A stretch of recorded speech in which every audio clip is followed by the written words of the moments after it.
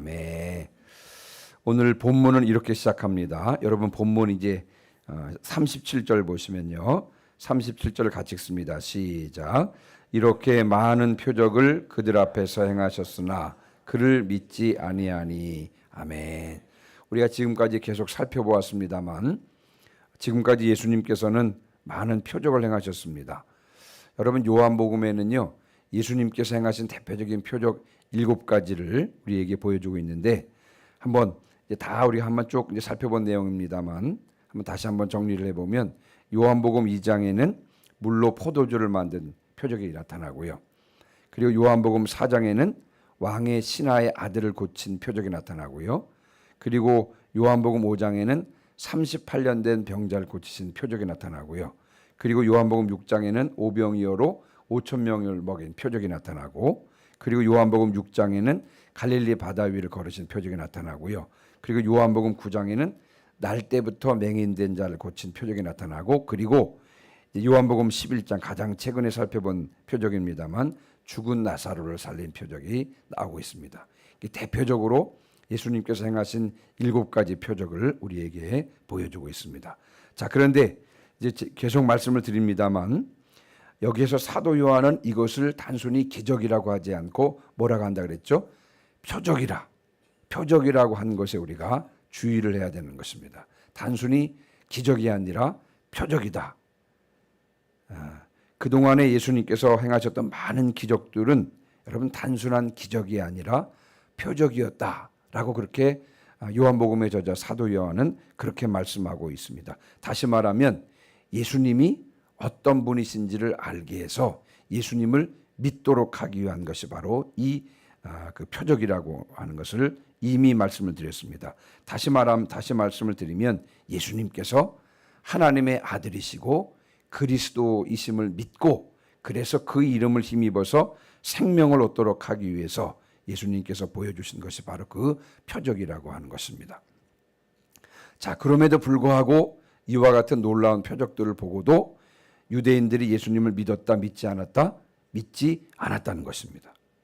그래서 예수님을 힘입어 생명을 얻지 못했다고 하는 것입니다. 자, 그렇다면 그들이 예수님을 믿지 않은 이유는 무엇일까요? 오늘 본문은 그 이유를 설명하고 있는 것입니다. 유대인들이 예수님을 믿지 않은 이유를 오늘 본문은 설명하고 있는데 자, 38절입니다. 자, 38절도 같이 읽겠습니다. 시작. 이는 선지자 이사야의 말씀을 이루려 하심이라. 이르되 주여 우리에게서 들은 바를 누가 믿었으며 주의 팔이 누구에게 나타났다이까 하였더라. 아멘. 네. 그들이 예수님을 믿지 않은 것은 이사야 선지자를 통해서 하신 하나님의 말씀이 성취되었다는 것입니다. 자, 그러면서 이제 여러분 이르되 주여 우리에게서 들은 바를 누가 믿었으며 주의 팔이 누구에게 나타났나이까 하였더라. 여러분 이 말씀은요. 이사야서 53장 1절을 인용한 말씀입니다. 자, 그런데 여러분 이사야서 52장 13절부터 53장 12절은 아주 유명한 구절입니다. 여러분 다 잘 아시는 말씀이죠. 그 유명한 고난받는 종의 노래입니다. 그가 찔리면 우리 허물 때문이요. 그 말씀 우리는 양 같아서 그릇 행하여 각기 자기를 갖거늘 여호와께서 우리 무리의 죄악을 그에게 담당시키셨도다. 그 유명한 고난받는 종의 노래가 다 이 구절에 들어있습니다. 이사야서 52장 13절부터 53장 12절 말씀인데요. 유명한 고난받는 종의 노래인데 여호와의 종이 백성들로부터 버림을 받는다는 비극적인 노래가 바로 여기에 담겨져 있습니다. 자, 이 이사야서 53장에서요. 이사야 선지자는 하나님으로부터 메시지를 받아서 여호와의 종에 대해서 선포를 합니다. 말씀을 받아서 이사야 선지자는 그 메시지를 하나님으로부터 받은 메시지를 선포합니다만 그러나 사람들이 믿지 않았습니다. 그래서 이사야 선지자가 이렇게 말하는 것입니다. 주여 우리에게서 들은 바를 누가 믿었습니까? 누구도 믿지 않았다는 것입니다. 이사야 선지자가 여호와의 종에 대한 이 메시지를 받아서 백성들에게 선포했습니다만 백성들은요 믿지 않았다는 것입니다. 마찬가지로 예수님께서도 많은 표적을 행하셨지만 사람들은 여전히 예수님을 믿으려고 하지 않았다고 하는 것입니다. 자, 그리고 계속해서요. 여러분 39절 40절입니다. 39절 40절 같이 읽습니다. 시작. 그들이 능히 믿지 못한 것은 이 때문이니 곧 이사야가 다시 일렀으되 그들의 눈을 멀게 하시고 그들의 마음을 완고하게 하셨으니 이는 그들로 하여금 눈으로 보고 마음으로 깨닫고 돌이켜 내게 고침을 받지 못하게 하려 함이라 하였음이더라. 아멘. 여러분, 그들이 믿지 못한 것은요, 하나님께서 그들의 눈을 멀게 하시고 하나님께서 그들의 마음을 완고하게 하셨기 때문이라는 것입니다. 하나님께서 그들의 눈을 멀게 하셨기 때문에 그들의 눈은 보지 못했고요.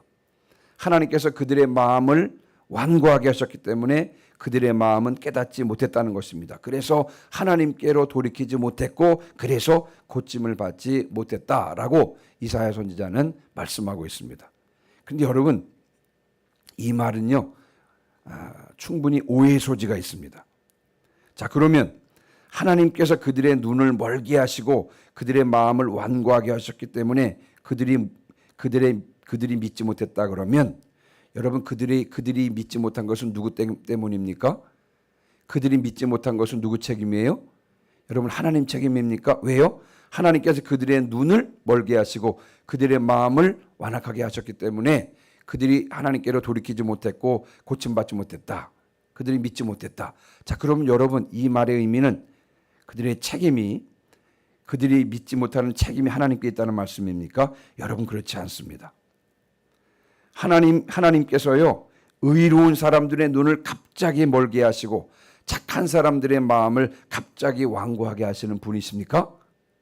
여러분, 그렇습니까? 그렇지 않습니까? 여러분, 그렇지 않습니다. 결코 그렇지 않습니다. 하나님은 공의로우신 분이십니다. 자, 그렇다면 하나님께서 그들의 눈을 멀게 하셨고 그들의 마음을 완고하게 하셨다는 것은 무슨 뜻이겠습니까? 자, 우리가 이제 하나님께서 애굽의 바로에게 10가지 재앙을 내린 내용을 한번 상기해 보면 애굽 그 바로의 마음이 원래 착했는데 하나님께서 갑자기 바로의 마음을 완악하게 하셔서 바로가 하나님의 말씀에 불순종하게 되었고 하나님께서는 불순종한 바로에게 재앙을 내리셨다. 여러분, 그런 것입니까? 여러분, 전혀 그렇지 않습니다. 10가지 재앙의 과정에서 나오는 쓰이는 그 문구, 많이 쓰이는 문구가 이제 두 가지인데요. 하나는 뭐냐면 여호와께서 바로의 마음을 완악하게 하셨다. 이런 표현과 또 다른 하나는 무슨 표현이냐면요. 바로의 마음이 완악하여인 것입니다. 다시요. 여러분, 이스라엘 백성들 출애굽을 할 때 하나님께서 이스라엘 애굽인들에게 10가지 재앙을 내렸잖아요. 그 10가지 재앙을 내린 그 사건들을 다른 구절에서 많이 쓰이는 문구가 뭐였냐면 첫 번째 하나는 뭐냐면 여호와께서 바로의 마음을 완악하게 하셨다. 이런 표현과 또 다른 표현은 뭐냐면 바로의 마음이 완악했다는 것입니다. 자, 제가 요약을 해보면 바로의 마음이 본래 완악했습니다. 그런데 하나님께서는요 그의 마음을 그대로 두신 것입니다. 그랬더니 마음이 완악했던 바로는 하나님의 말씀에 계속 불순종하게 되었고 그 결과 10가지 재앙을 당하게 되었다는 것입니다. 여러분, 마찬가지입니다. 이스라엘 백성들이 반복해서 죄를 지었습니다. 그리고 하나님의 말씀에 불순종했습니다. 이들이 반복해서 죄를 범하자 하나님께서는 불순종하는 그들을 그대로 내버려 두신 것입니다. 다시 말하면 우리 그 주만나 큐티의 표현대로 하나님께서는 그들에게 불신의 징벌을 내리신 것입니다. 그들은 불신의 징벌을 받아서 하나님을 믿지 않게 되었다는 것입니다. 여러분, 이해가 되시죠? 예, 이해가 되시죠? 계속해서 우리 41절입니다. 41절. 자, 41절은 제가 읽습니다. 이사야가 이렇게 말한 것은 주의 영광을 보고 주를 가리켜 말한 것이라. 여러분, 이사야 선지자가 이렇게 지금 예언하고 있는 것은요 예수님의 영광을 보고 예수님을 가리켜 말한 것이라는 것입니다. 다시 말하면 이사야 선지자는 메시아이신 예수님에 대해서 예언한 것인데 그가 예언한 대로 이스라엘 백성들은요 여전히 불신의 징벌을 받고 있는데 그래서 하나님께서 그들의 구원을 위해서 당신의 아들을 보내셨음에도 불구하고 그 아들을 믿지 않게 된 것입니다. 여전히 그들은 불신의 징벌을 받고 있다는 것입니다. 죄와 불순종이 반복되면 죄와 불순종이 습관이 되는 불신의 징벌을 받게 되는데 여러분 이것은 끔찍한 일입니다. 다시 한번요. 죄와 불순종이 반복이 되면 죄와 불순종이 습관이 되는 불신의 징벌을 받게 되는데 이 얼마나 끔찍한 일인지 모르겠습니다. 하나님 앞에서 불순종이 아니라 순종이 습관이 되시기를 주님의 이름으로 축원합니다. 시편 109편 17절 말씀에 의하면요. 축복하기를 좋아하는 자에게는 축복이 임하고요. 저주하기를 좋아하는 자에게는 저주가 임한다 그랬습니다. 여러분 이것도 같은 원리입니다. 같은 원리인 것입니다. 하나님께 순종하는 자는 더욱 하나님을 신뢰하게 되지만 하나님께 불순종하는 자는 더욱 하나님을 불신하게 되는 것입니다. 하나님께 순종하는 것이 습관이 되어 더욱 주님을 신뢰하는 성도들이 되시기를 주님의 이름으로 축원합니다. 여러분 하나님께서 내 삶에 개입하는 것이 은혜인 줄 분명히 믿습니다.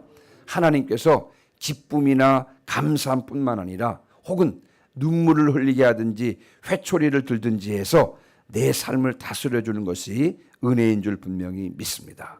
하나님께서 나를 그냥 그대로 내버려 두시 그래. 그럼 한번 너 알아서 한번 해봐라. 하고 싶은 대로 해봐라. 여러분 이렇게 내버려 두는 것은 저주인 줄 믿습니다.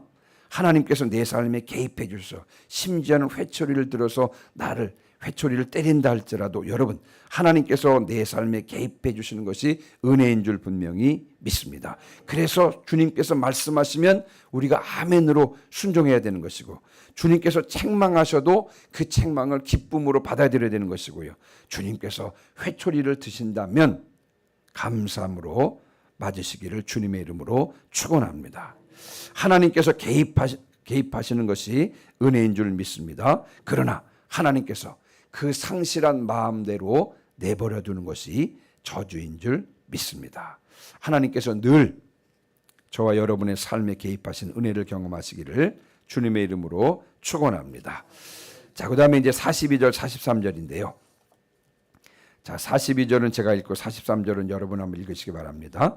그러나 관리 중에도 그를 믿는 자가 많되 바리새인들 때문에 드러나게 말하지 못하니 이는 출교를 당할까 두려워함이라.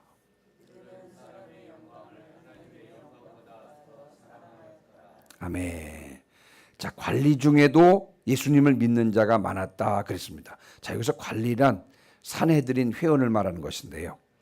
산헤드린 회원 중에서도 예수님을 믿는 자들이 많이 있었던 것 같습니다. 제가 한번 예를 들어보면 여러분 요한복음 3장에는 니고데모가 등장하거든요. 니고데모. 우리가 이미 살펴보았습니다만 니고데모가 밤중에 예수님을 찾아옵니다. 그렇죠? 자, 그랬는데 성경이 이제 니고데모에 대해서 이렇게 언급을 합니다.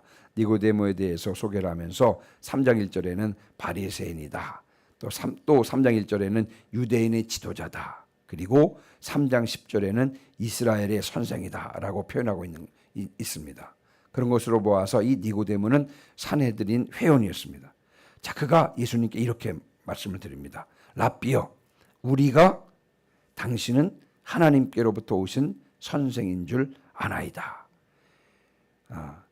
제가 생각하기에 당신은 하나님께로부터 온 선생입니다. 이렇게 말하지 않고요. 니고데모가 예수님께 말씀을 드리면서 뭐라고 말씀을 드리냐면 우리가 당신은 하나님께로부터 오신 선생인 줄 아나이다. 여기서 우리는 누구를 가리키는 것일까요? 바리새인들 중에서 니고데모와 뜻을 같이 하는 사람들.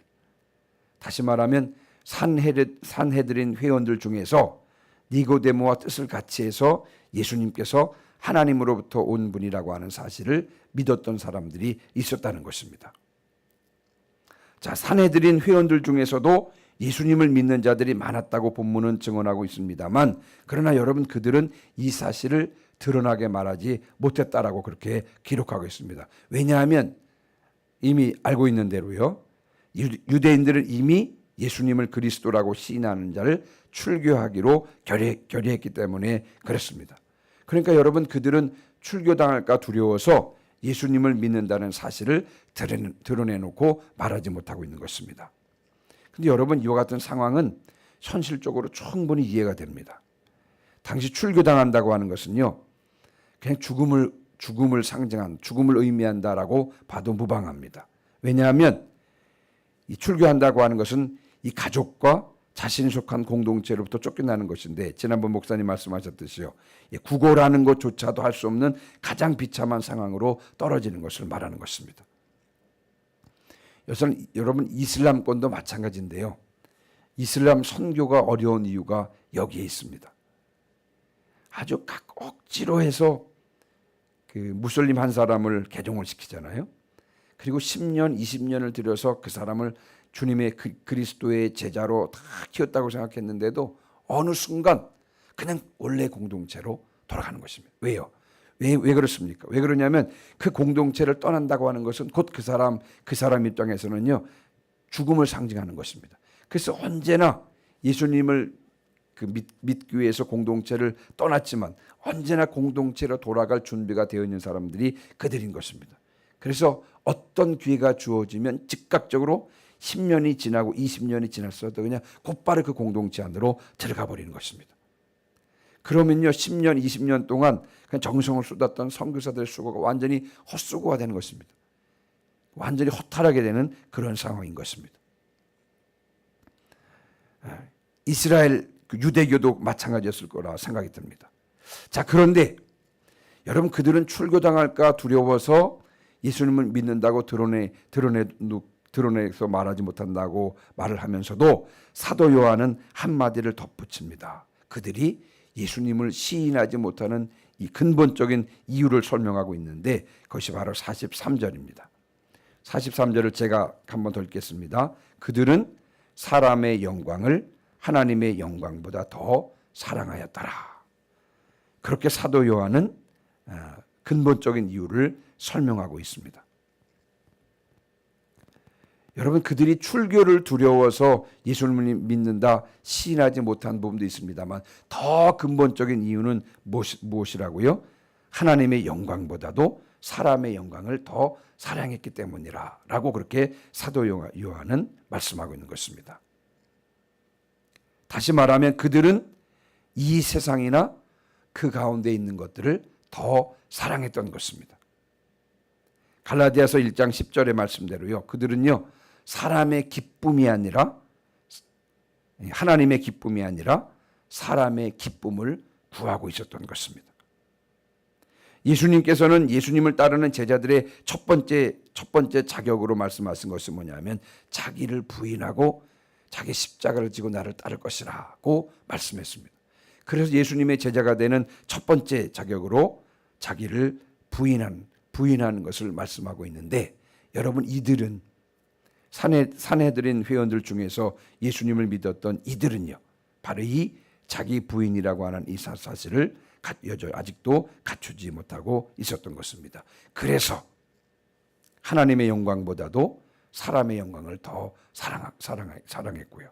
또 하나님의 기쁨보다도 사람의 기쁨을 더 구했다라고 하는 것이 이 사도 요한의 평가인 것입니다. 여러분, 오늘 말씀을 마무리하고 마치면서 우리들은 예수님의 제자들입니다. 예수님을 따르는 자들인데 예수님께서 요구하시는 것이 바로 이것입니다. 내가 내 자신을 부인하고 이 세상이나 세상에 있는 것들을 사랑하지 말고, 세상에 있는 것들에 대해서 말씀하면서요, 육신의 정욕과 안목의 정욕과 이생의 자랑을 사랑하지 말고, 또 사람의 기쁨이 아니라 하나님의 기쁨을 구하는 진정한 주님의 제자가 되기를 주님께서는 원하시는 줄 분명히 믿습니다. 주님께서 원하시는 대로 자신을 부인하고 또 오직 하나님의 기쁨만을 위해서 따르는 그런 주님의 제자가 되어 또 주님께 기쁨을 올려드리고 주님을 기꺼이 따르는 주님의 진정한 제자들이 되시기를 주님의 이름으로 축원합니다. 아멘. 540장 540장 찬송하시겠습니다.